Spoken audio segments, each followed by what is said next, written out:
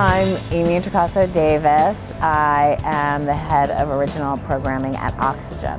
We're just working on the new season of Tori and Dean Home Sweet Hollywood. We have a show called Bad Girls, and that's a fun sort of raucous, no holds barred kind of show.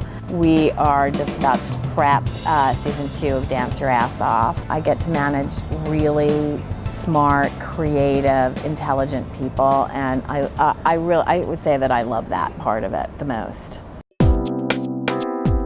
I majored in theater. I went to Drew University, which had a great theater program.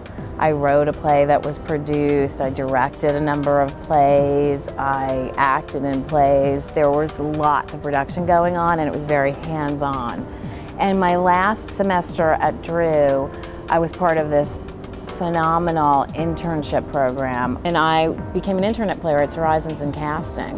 The head of casting fell ill and had to take some time off during the summer, and they needed a receptionist. So it was 1 week between my graduation and my internship, and they called me and said, can you be the receptionist, but you also have to cast the plays because John is sick and he has to go home for a couple of months. So I literally would answer the phone, Playwrights Horizons, and they would ask for me, and I'd say, please hold, and then I would get on the phone as the casting person. It was an amazing place at an amazing time. Great people there.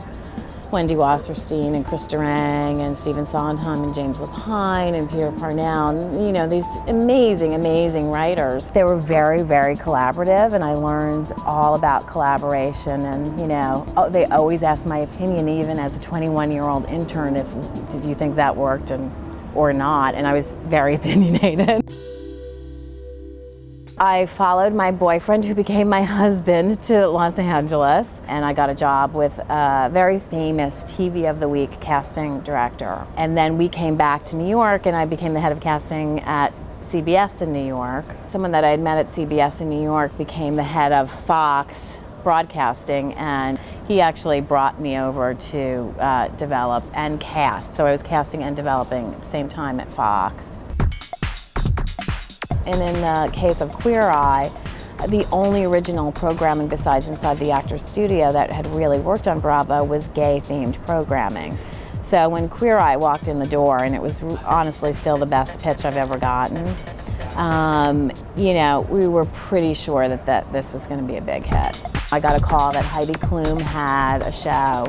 When we saw the first cut of that show, which I still think is probably one of the best first episodes of any reality show ever, we thought this show cannot be denied. But in fact, the first 3 weeks of Project Runway were incredibly low rated. And it was probably the lowest moment of my career at Bravo. I just thought, well, if this doesn't work, this show is great. I don't know what to do. You try to learn everything about it that you possibly can and get as much information as you possibly can. You know, I'd also say that I've cast my boss as well, that you know, I really work for people that I respect, who I think know more than I do, and who I can learn from.